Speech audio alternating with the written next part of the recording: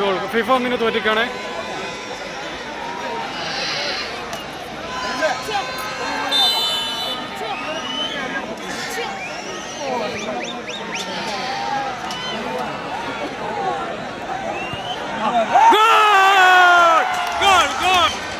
ഒന്നേ മിനിറ്റുകൾക്കാകെ 1-1 കേട്ടോ.